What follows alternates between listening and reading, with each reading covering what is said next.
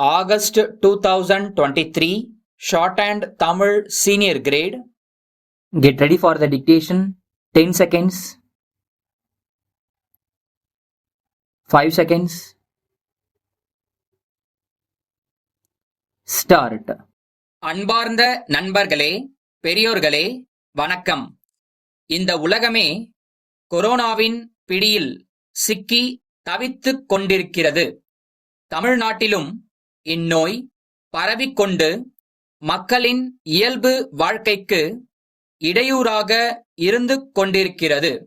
தற்பொழுது முழு ஊரடங்கிலிருந்து படிப்படியாக தளர்வுகள் அதிகப்படுத்தப்பட்டுள்ளது.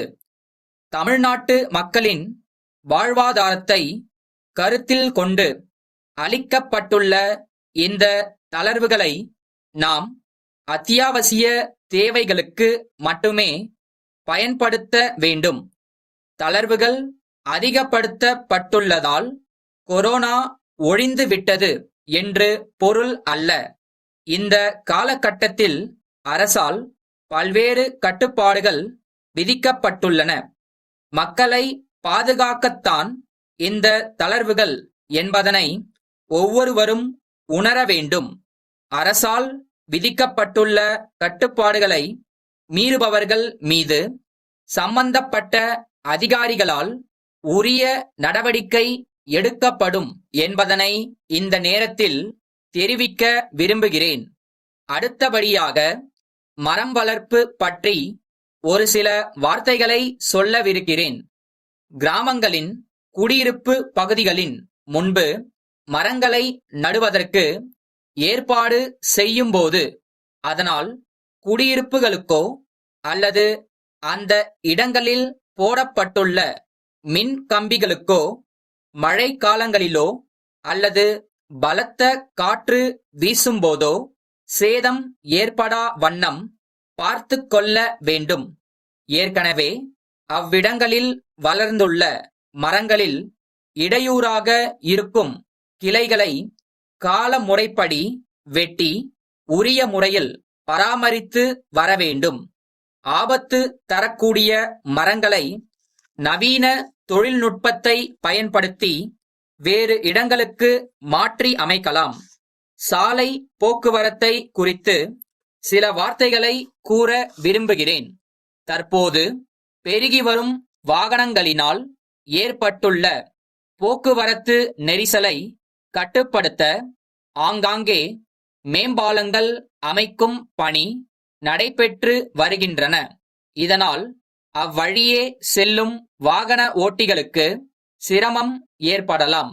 தற்காலிகமான இந்த சிரமத்தை பொறுத்து கொண்டால் நீண்ட காலம் வசதியான, மகிழ்ச்சியான, விரைவான பயணத்தை அனுபவிக்க முடியும் என்பதில் ஐயமில்லை. கிராமப்புறங்களில் குடியிருப்பு அதிகம் உள்ள பகுதிகளில் சாலைகள் புதுப்பிக்கப்படும்போது சாலையின் மட்டம் உயர்த்தப்படுவதால் குடியிருப்புகள் சாலை மட்டத்திற்கு கீழே அமைந்து விடுவதால் மழை காலங்களில் குடியிருப்புகளுக்குள் தண்ணீர் புகுந்து உயிருக்கும் உடைமைக்கும் ஆபத்து ஏற்படும் சூழ்நிலையை தவிர்க்க சாலைகளை ஆழப்படுத்தினால் பயனுள்ளதாக இருக்கும் என்பதை தெரிவித்துக் கொள்கிறேன். சமீப காலமாக வங்கியிலிருந்து பேசுவதாக கூறி பொதுமக்களை அலைபேசியில் தொடர்பு கொண்டு அவர்களுடைய வங்கிக் கணக்கு விவரங்களை கேட்டு பெற்று அவர்களது வங்கிக் கணக்கிலிருந்து எல்லா பணத்தையும் திருடி விடுகிறார்கள். வங்கிக் கணக்கு தொடர்பான விவரங்களை யாருக்கும் தெரியா வண்ணம் பாதுகாத்து கொண்டால் மோசடி கும்பலிடம் நமது பணத்தை இழக்காமல் இருக்கலாம் என்பதை தெரிவித்துக் கொண்டு எனது உரையை நிறைவு செய்கின்றேன்.